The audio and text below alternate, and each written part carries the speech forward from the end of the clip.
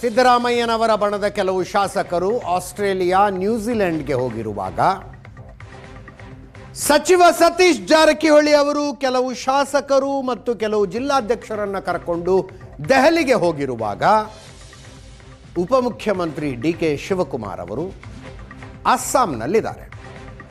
ಪ್ರಿಯಾಂಕಾ ಗಾಂಧಿ ಅವರ ಜೊತೆಗೆ ಅಸ್ಸಾಂನಲ್ಲಿದ್ದಾರೆ.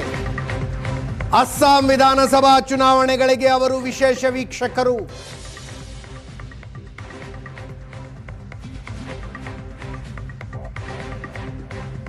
ಕರ್ನಾಟಕದಲ್ಲಿ ನಾಯಕತ್ವ ಬದಲಾವಣೆಯ ಚರ್ಚೆ ಉತ್ತುಂಗದಲ್ಲಿರುವಾಗಲೇ ಎಐಸಿಸಿ ಅಸ್ಸಾಂ ಚುನಾವಣೆಯ ಹೊಣೆಯನ್ನ ಡಿ.ಕೆ. ಶಿವಕುಮಾರ್ ಅವರಿಗೆ ಹೊರಿಸಿ ಆದೇಶ ಹೊರಡಿಸಿತು.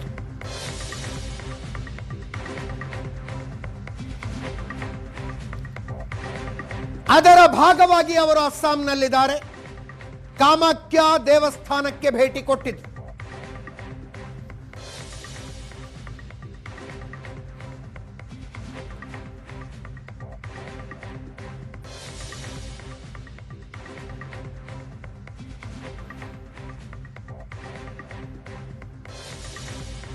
ಅಸ್ಸಾಂನಲ್ಲಿ ಇರುವಾಗ ಪ್ರಿಯಾಂಕಾ ಗಾಂಧಿ ಅವರ ಜೊತೆಗೆ ಚರ್ಚಿಸುವ ಸಾಕಷ್ಟು ಅವಕಾಶಗಳು ಸಿಕ್ಕಿದವೆ. ಕರ್ನಾಟಕದ ಬೆಳವಣಿಗೆಗಳನ್ನೆಲ್ಲ ಅವರ ಗಮನಕ್ಕೆ ತಂದಿದ್ದೀನಿ ಅಂತ ಡಿ.ಕೆ. ಶಿವಕುಮಾರ್ ಅವರು ತಮ್ಮ ಆಪ್ತರೆದುರು ಹೇಳಿಕೊಂಡ್ರಂತೆ.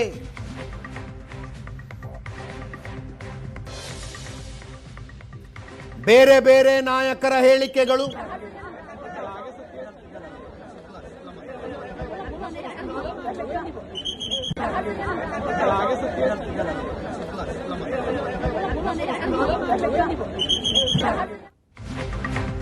ಐದು ವರ್ಷ ಸಿದ್ದರಾಮಯ್ಯನವರೇ ಸಿಎಂ ಅನ್ನುವ ಯತೀಂದ್ರ ಅವರ ಹೇಳಿಕೆಯಿಂದ ಹಿಡಿದು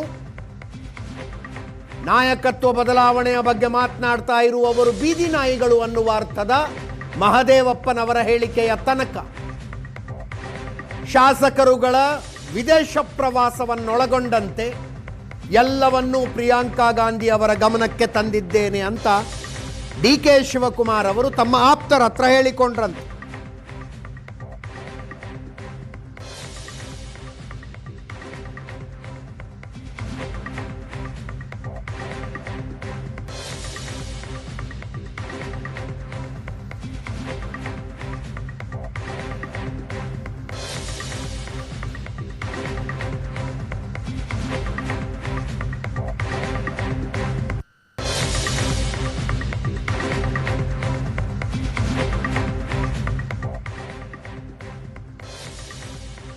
ಇದರೊಂದಿಗೆ ಇವತ್ತಿನ ಪಾರ್ಟಿ ರೌಂಡ್ಸ್ ಮುಗಿಸ್ತಾ ಇದ್ದೀವಿ. ನೇರ ದಿಟ್ಟ ನಿರಂತರ ಸುದ್ದಿಗಾಗಿ ನೋಡ್ತಾ ಇರಿ ಏಷ್ಯಾನೆಟ್ ಸುವರ್ಣ ನ್ಯೂಸ್.